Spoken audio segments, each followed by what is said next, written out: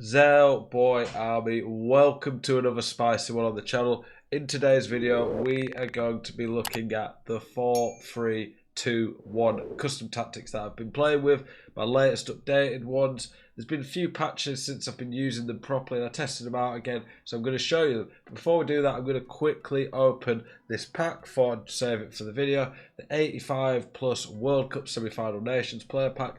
So we get someone from Argentina, Croatia, France, or Morocco.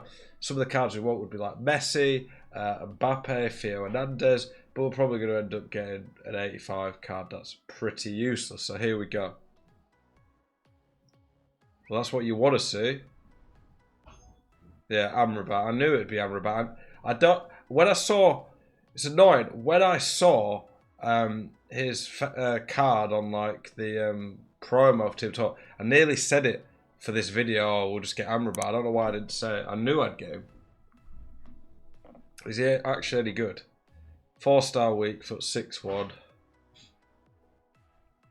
It's actually not a bad card. 95 balance on 6'1" is pretty good. He'll actually be pretty good. It's just he's not going to get in my team, but it's not a bad SBC. I definitely recommend trying that one out. But let's get into the tactic. That's the reason you guys are here. Appreciate you all tuning in today. Hope you have enjoyed the World Cup. Hope you've been enjoying my content lately. And as always, if you enjoyed the content that I'm putting out for you guys, please do consider subscribing. I'm putting out content every single day to tell you about the best players on the game, gameplay tips, tutorials, my latest update, tactics. Trying to help you guys get better at the game. And if there is any content you guys want to see, please do let me know in the comments. I read them all. I try to respond to as much as I can. And yeah, I appreciate the support. So the 4-3-2-1 tactic that I'm running, the 4-3-2-1 is really attacking. I don't think it's quite my favourite attacking formation. I think my favourite attacking formation is the 4-3-3 fifth variation. When I do these custom tactics videos, not every single custom tactic I'm saying is now the best or my favourite, but if I do a custom tactic video, I think it's viable. I'll never do a custom tactic video for a formation that I don't think is good. So if I do one of these videos, it is me recommending it. But my favourite formations are still the 4-3-3 fifth variation or the 4-2-2-2. So do bear that in mind. The 4-3-2-1 has been a formation a lot of pro players have been using this year. It gives you overloads in lots of areas. It's pretty unique in having three very central almost strikers. You have the striker, then the left forward, right forward. They play as two centre forwards on this year now. They don't have left forward, right forwards anymore. Three-man midfield and then a flat back four.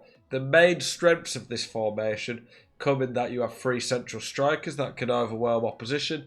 You get overlaps with the fullbacks, which is very hard to defend against. And you have three men in midfield to control the game there as well. Its weaknesses is that you have to overlap with the fullbacks really to get any width. If you don't get width, it's going to be quite a struggle. And then by doing so, it's quite attacking and can leave you vulnerable to a counter-attack. So you do have to bear that in mind. I don't think this formation is quite as good as it was. Simply put, chip through balls, L1, R1 through balls, they've been nerfed a little bit. Not loads, but enough that it is hurting formations that were more, I don't want to say reliant, but definitely catered more towards the chip through balls. But yeah, it's a really good formation. For the striker, ideally someone with a 5-star. There's not loads of players like that still, but at least 4-star skills and weak foot. You don't want to be predictable, especially in the main position. The left, or the centre forward on the left and the right, they both need to be fast. These guys are going to be running onto a lot of through balls out wide. They will play quite central, but they'll also make runs out wide. They need to be fast to get in behind. For the midfield, I want my middle centre mid, this guy, to act more like a CDM. So we're going to put him on stay back, cover centre. I will show you the instructions as well, of course. Eusebio is not someone I'd normally play in this formation. It's just because my team wasn't fully catered to it. But you'd want two pretty much all-round box-to-box centre mids. Fullbacks need to be pretty good on the ball going forward. Simply put, they're going to be playing quite attacking, and then centre-backs just go for what good centre-backs have. Now, I don't really recommend playing this formation in a balanced way. I don't think this formation really caters to being sit back and default type tactics. I think press after possession loss getting in your opponent's face is pretty important for this formation. I think that's when you're going to get the most out of it. So 75 depth, press after possession loss is what I recommend for it. Simply put, when you put the depth past 72, it gets auto offside traps, which is very hard to attack against, and it works really well with the press. For the build-up play, balanced and direct passing. Direct passing works really well in this formation because when you've got three basically strikers and they're pinning the opposition back, it really makes it hard to defend. And if your centre mids are getting forward at all, then it creates a gap between the defence and midfield that if your opponent doesn't defend and switch well, they're going to really struggle to deal with.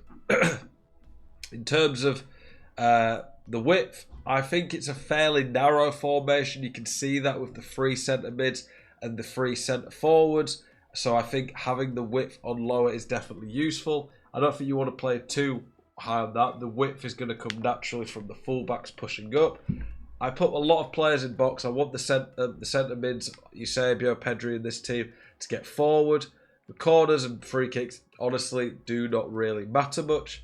For the instructions, we have gone stay central, get in behind, stay forward on all three of these. I don't want them helping with my defence. It does hurt the defence a bit, but this formation is amazing for counter-attacks and through ball. So simply put, you don't want them sitting deeper or helping your defence. You want them to have full energy and sat for up top waiting for you to get the ball and through the ball them in behind. That's why I've got them on getting behind. To us, you could play them on balanced width, the outside centre forwards, but I like stay central to open up more space to the fullbacks and then just really occupy the centre backs. The middle centre mid needs to be on stay back. If he is not, it's really going to harm your team, I think, because you need someone here who's going to be able to sit a bit deeper and actually help defend a lot. I think that stay back while attacking cover centre, he's going to almost act as like the anchor man. This is why this guy needs to be good defending. For the outside centre mids, I leave them on cover wing and, well, just default in general. You could put them on get forward if you want to be super attacking, but I almost feel like that is almost just too attacking. For the fullbacks and defence, just default on everything. If you want to get super attacking again, you could go join the attack overlap. You can play this formation with the fullbacks on stay back.